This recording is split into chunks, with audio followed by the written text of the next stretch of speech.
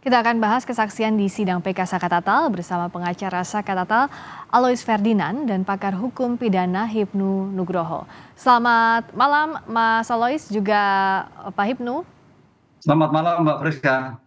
Selamat malam. Saya ke Mas Alois dulu. Dari kesaksian sejumlah saksi di sidang PK Saka Tatal, apa yang pihak Anda simpulkan, apakah semakin memperkuat bahwa Saka Tatal tidak terlibat dalam pembunuhan Vina? Mas Alois? Terima kasih. Ya, kedengeran. Ya. Kebetulan saya menggantikan Pak Alois, salah satu tim dari pengacara Oke, dengan Mas siapa? Nama saya Herudin, Mbak. Mas Hairudin. Terima kasih. Ya. Silakan Mas Hairudin. Ya, setelah mendengarkan banyak sekali keterangan saksi tadi, mulai dari tadi pagi sampai menjelang malam, saya dalam beberapa kali live di media, pertanyaan pertama yang saya sampaikan adalah, karena saya berlatar belakang hukum pidana, saya sampaikan dan saya tanyakan berhubungan dengan hukum pembuktian. Okay. Alat bukti lain apa yang digunakan selain mengejar pengakuan? Saya sampaikan seperti itu. Sebelumnya pernah dijawab, salah satunya dalam bentuk saintifik adalah visum.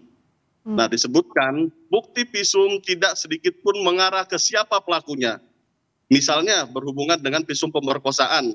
Sekalipun ada, tidak pernah dites DNA siapa pemilik sperma tersebut. Kemudian yang kedua, bahwa terjadi kematian. Sedangkan dalam kesimpulan visum hanya menyebutkan terjadi kematian tidak wajar, tapi tidak menjelaskan siapa yang melakukan pembunuhan. Okay.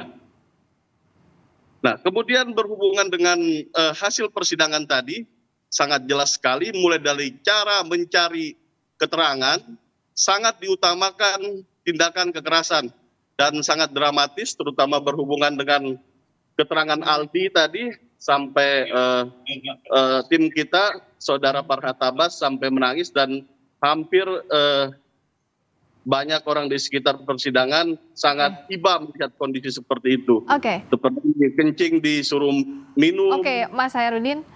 Nah, bicara soal apa yang ada di persidangan ini, yang jadi pertanyaan publik juga begini. Kan ini kasusnya tindak pidananya pembunuhan, berkas perkaranya. Nah, saat ini pihak Anda ini mengarahkan bahwa ingin dibuktikan di persidangan bahwa tindak pidananya bukanlah pembunuhan tapi kecelakaan. Kenapa disimpulkan tindak pidana yang berbeda? Kenapa diajukan lagi perkara yang berbeda? Mohon maaf, Mbak, ini yang ditanyakan ke saya ya? Iya, Mas Hairudin. Oh iya. Ya, dari kejadian, hampir banyak saksi menjelaskan dan mengarahkan hal itu kepada tindak pidana kecelakaan. Karena misalnya dikatakan pembunuhan, ada sahabatan samurai, beberapa saksi tadi menjelaskan tidak pernah melihat ada trauma tajam di situ. Nah, hal itu kan menjadi menarik, karena ketika dicek kendaraan, posisi jatuhnya hampir sama dengan posisi memarnya.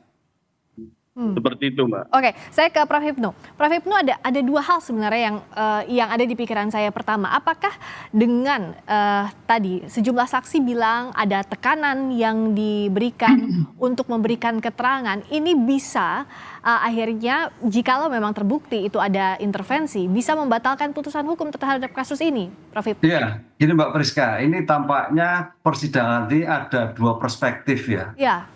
Perspektif pertama itu kan sebetulnya masalah terkait dengan peninjauan kembali. Iya. Peninjauan kembali terhadap Saka Tatal kan itu. Berarti Saka Tatal ada di tempat atau tidak, berperan atau tidak, mempunyai terkaitan tidak sebagai penyertaan atau tidak. Tapi tampaknya dalam persidangan bergeser pada suatu peristiwa itu peristiwa pidana atau bukan. Iya. Ini yang menjadi bias kan gitu kan. Iya. Sehingga takut saya nanti fokus terhadap Saka Tatal tidak. Itu. Tapi terhadap fokus yang 7 terdakwa yang sekarang sudah dipidana itu sangat menarik. Karena bukan perkara pidana gitu loh. Ini yang kita harus lihat benang merahnya seperti itulah. Jadi agak bias Mbak. Satu itu yang kedua itu. Yang ketiga gini Mbak Priska, ini menarik ketika suatu pemeriksaan mengejar pengakuan, apalagi dengan kekerasan-kekerasan, berpotensi ada suatu pemaksaan. Karena Ya. kalau kita lihat asas inquisitur itu pemeriksaan sebagai objek, itu biasanya kalau kita lihat kajian kriminalistik, itu mengarah suatu pemaksaan, suatu peristiwa tertentu. Mhm. Nah, sekarang pertanyaannya, ini agak menarik, kita tidak pada masa perkaranya. Kalau pemaksaan kemudian kekerasan, berarti ada pemaksaan terhadap suatu perkara tertentu. Misalkan yang tadinya tadi kecelakaan diarahkan ke arah pembunuhan. Ya. Ini persis kalau kita melihat kasus-kasus yang terjadi pada kekerasan yang ada dalam rangka mencari pengakuan, tapi yang berbeda dengan arah yang terjadi. Mhm. Ini yang menarik dari suatu kasus ini. Tapi kalau Ya. kita berbicara pada kasus yang pokoknya, ini kan bicara pokoknya berarti kan, Ya. tinggal bukti-bukti yang disampaikan tadi didukung dengan bukti-bukti saintifik yang lain. Ya. Itu dua dimensi berbeda, Mbak. Prof. Hipnu bantu juga untuk menjelaskan ke publik, karena dalam perspektif saya misalnya sebagai sarjana hukum, kan dalam tindak pidana ini kan harus jelas berkas perkaranya, meskipun misalnya secara material itu benar, tapi secara beracaranya pun harus benar. Jikalau ada bias dalam PK ini, semestinya seperti apa proses beracaranya agar dalam pembuktian ini tidak bias? Untuk membuktikan apa begitu, Prof. Hipnu? Ya, disinilah kalau kita lihat kan ada pemohon termohon. Hakim sebagai wasit harus tegas. Ini yang diperiksa apa? Apakah perkara pokok awalnya? Apakah kedudukan sakatata?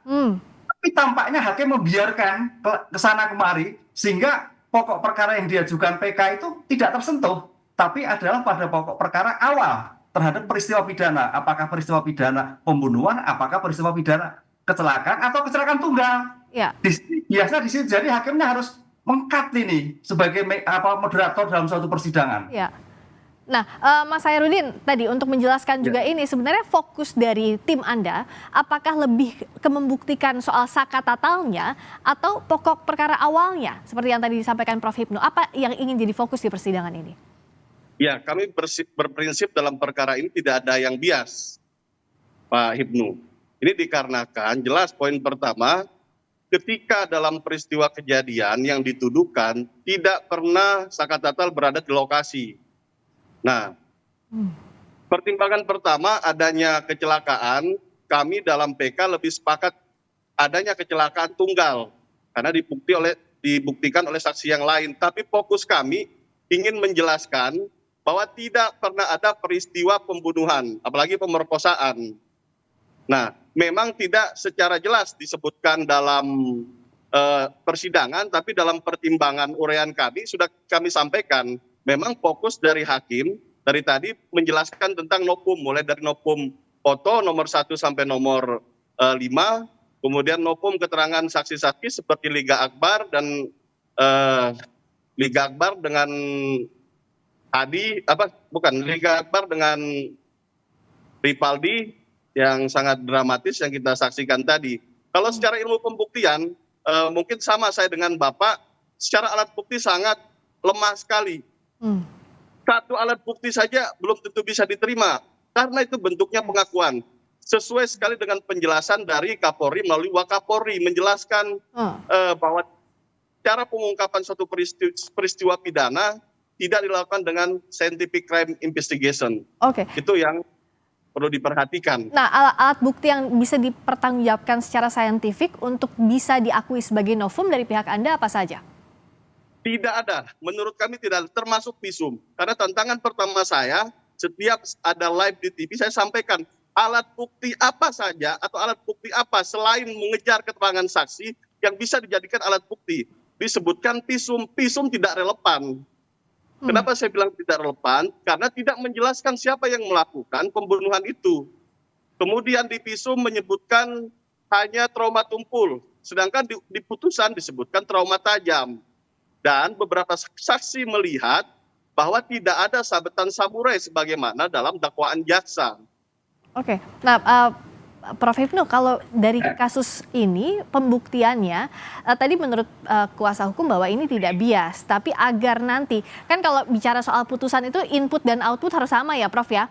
Jadi inputnya apa, sidangnya apa, prosesnya keluarnya juga harus sama terkait itu. Nah, bagaimana agar ini inline dari mulai inputnya sampai outputnya sampai keputusan nanti? Ya, makanya saya melihat pokok permohonannya kan PK terhadap sakatata. berarti kan melihat bagaimana peran Sakatata, kan itu kan. Sakatata itu berperan atau tidak, turut atau tidak, ada atau tidak. Itu fokusnya seperti itu kalau kita penelitian itu. Iya. Jadi tidak ke awal pokok perkara. Awal pokok perkara bagus, tapi tidak fokus pada Sakatatanya. Itu bagus semua karena memang sejak awal perkara ini kalau kita diskusikan mesti kembali ke awal, Mbak. Karena ke awal itu nggak jelas gitu. Iya, iya. Jadi apapun yang diskusi mesti ke awal. Tapi Pak, karena kita kemarin sudah acaranya sudah persidangannya PK, berarti pada subjek hukumnya apa? Sakatata. Bagaimana peran Sakatata? Di mana? Kena apa? Caranya apa? Apa yang terjadi? Itu yang fokus sebetulnya menurut saya. Prof, kita nggak bisa bicara seperti itu kalau objeknya atau Sakatatalnya sendiri tidak berada di lokasi, Prof. Iya. Gimana kita akan bicara seperti itu? Artinya ketika seorang yang melakukan tindak pidana, yang diduga melakukan tindak pidana atau terpidana sekarang tidak berada di lokasi, pembicaraan terkait tindak pidana ya berarti gugur. Kalau Pak Susno Duaji bilang tidak ada pembunuhan di lokasi tersebut, gitu loh. Berarti putus di situ, Prof. Oke, Kita nggak bisa bicara lagi unsur-unsur pidana. Oke, di situ. kalau Prof Hipnu lihat apakah harus dibuktikan misalnya Sakatatal di mana saat itu sedang apa untuk membantahkan apa yang ada di berkas perkara seperti itu, fokus ke subjeknya. Apa begitu? Iya, kalau saya seperti itu, kalau yang terkait dengan 6 terdakwa untuk memastikan itu bukan perkara pidana, oke, saya sepakat itu, kalau sepakat. Tapi Sakatata sejak awal kan terkait dengan ketidakadaan di tempat, gitu loh. Kalau saya kan misalnya dari media kan, gitu kan. Permohonannya kan seperti itu. Memang kalau kita putar lagi, Mbak, mesti ke awal lagi, karena awal itu sudah. Karena awalnya sumir ya, tidak jelas juga awalnya. Iya. Duduknya ke sana gitu. Kalau semua larinya ke sana. Jika kalau ketika awalnya itu belum ada suatu kepastian apakah pembunuhan, apakah itu kembali ke sana lagi kalau kita berdebatan sampai akhir. Begitu Pak, menurut saya Pak. Nah, kalau dari Mas Hairudin, agar memang nanti di persidangan itu dibuktikan bahwa Sakatatal ini bukanlah subjek hukum yang patut dikenakan pidana, itu apa yang saat ini sedang diperjuangkan oleh pihak Anda? Ya, tadi dalam penjelasan ada saksi Jaka yang menjelaskan bahwa Sakatatal itu pergi ke bengkel. Walaupun dalam keterangannya tadi hakim ketika mensidangi perkara anak Sakatatal dibentak. Hakim waktu itu membentak anak Sakatatal dan mengatakan itu bohong, nggak mungkin bengkel buka malam-malam. Ini kan walaupun hakim yang menyampaikan adalah bentuk persangkaan tanpa didukung oleh bukti yang lain. Hal-hal seperti ini yang menjadi catatan kami yang kita jadikan saksi dalam persidangan tadi. Dan banyak bukti relevan yang menjelaskan bahwa anak Sakatatal tidak ada dalam peristiwa pidana tersebut. Oke, nah bukti bahwa Sakatatal tidak ada dalam peristiwa pidana 8 tahun lalu, apakah bukti-buktinya masih ada? Misalnya waktu itu Saka di mana, masih ada rekam jejaknya, adakah demikian Mas? Secara digital yang harus misalnya. Menjelaskan itu seharusnya polisi. Nah, dari awal memang banyak keanehan tentang tidak dibukanya CCTV, tidak dibukanya alat komunikasi, media sosial, tidak dilakukan tes sidik jari. Jadi soyakyahnya pihak kepolisian sudah mengakui hal itu bahwa tindakan yang mereka lakukan tidak sesuai dengan scientific crime investigation. Walaupun kita katakan oknum waktu itu. Oke. Artinya dengan lemah pembuktian ini, ya peristiwa pidana tetap kami simpulkan tidak ada. Oke, nah Prof Hipnu, nah pintu masuk untuk membuktikan bahwa subjek hukum ini sebenarnya tidak terlibat dalam peristiwa pidana, atau apakah butuh dibuktikan bahwa tidak ada peristiwa pidananya, itu seperti apa novum yang bisa dijadikan ya bukti baru diakui sebagai novum? Ya, kalau saya melihat fokus tadi kepada PK Sakatata, fokusnya itu karena Sakatata itu anak yang tidak punya kemampuan bertanggung jawab, anak yang belum paham terjadi suatu peristiwa, anak yang belum tahu keadaan seperti apa yang terjadi ketika itu. Nah, kalau itu yang terjadi dipaksakan itu agak menarik. Berarti Sakatata memang orang yang tidak tahu. Kalau toh ada itu dia tahu apa-apa. Itu kunci saintifik terhadap Sakatata. Karena waktu itu kan anak di bawah umur. Posisi sebagai anak itu ya Prof ya, pintu iya, masuknya. saya melihatnya seperti itu. Kalau kita analisis secara tepatnya, anak ini belum tahu apa-apa. Kok sampai di sana? Apakah sampai di sana? Kan itu Mbak. Nah, itu saya kira menarik untuk bisa lepas Sakatata. Jadi bukan pokok perkara, tapi Sakatata itu posisinya seperti apa? Sebagai subjek hukum karena sebagai anak di bawah umur. Gitu. Oke, berikutnya kalau dari... Yang menarik, ya Prof, silakan. kalau selaku anak yang menarik, karena ini mungkin belum diungkapkan, tidak pernah dilakukan diversi dalam rangka restoratif justice. Penjelasan daripada jaksa menyampaikan ancaman hukuman di atas 7 tahun ke atas tidak ada restoratif justice ataupun diversi. Nah, saya sampaikan di situ, walaupun nggak saya sampaikan di depan media, saya sampaikan di sini bahwa ada kata dan di situ. Dan bukan pengulangan tindak pidana, bukan residip. Artinya itu bentuk akumulatif. Jadi seharusnya wajib dilakukan diversi atas dasar Undang-Undang Sistem Peradilan Anak dan SEMA yang berhubungan dengan diversi ataupun Undang-Undang Perlindungan Anak. Nah, Ini tidak dilakukan. oke, Prof. Hipnu, semestinya ini diangkat ke persidangan? Ya, itu peran penting. Makanya sejak awal kemarin saya katakan, berbicara anak itu bicara subjek, bicara proses. Bicara proses. Kalau sampai diketahui prosesnya itu sampai tidak dilakukan, berarti ada suatu kesalahan, bisa batal. Gitu loh. Ini yang menarik. Anak itu harus bagaimana meletakkan sebagai orang yang jangan sampai trauma ke depan. Gitu, Pak. Makanya hukumannya pun 8 tahun kan, nggak sampai seperti yang lain. Karena anak itu tidak ada pidana mati, tidak ada seumur hidup. Karena berpikir 13 itu maksimal. Karena bisa berkembang kehidupannya seperti nanti setelah keluar gitu. Oleh karena itu cara penyelesaian tadi misalkan diversi kenapa tidak dilakukan. Itu poin penting, Mbak. Itu nilai yang strategis itu. Bagaimana subjek hukumnya ketika itu sih kata-kata. Itu keren itu kalau itu. Tapi bukan yang lain lah. Ini bisa poin membebaskan kata-kata kalau sudah masuk seperti itu. Jadi Prof. Hipnu mintanya adalah kalaupun ini yang dikejarnya untuk membebaskan status narapidana meskipun sekarang sudah mantan narapidana, jadi membersihkan nama Saka Tatal semestinya itu yang dikejar ya Prof ya? Menurut saya seperti itu Mbak Prisya. Oke, Pak Hairudin terakhir saja apa yang disiapkan untuk memperkuat bukti bahwa Saka Tatal tidak terlibat? Artinya apa bukti yang menunjang untuk di persidangan yang akan dihadirkan berikutnya? Untuk berikutnya kita sudah menghadirkan ahli karena pesan dari Prof. Hipnu, saksi atau ahli anak pun kita hadirkan. Ahli berhubungan dengan manajemen penyidikan, Bapak Susno Duaji, Ugroseno kita hadirkan.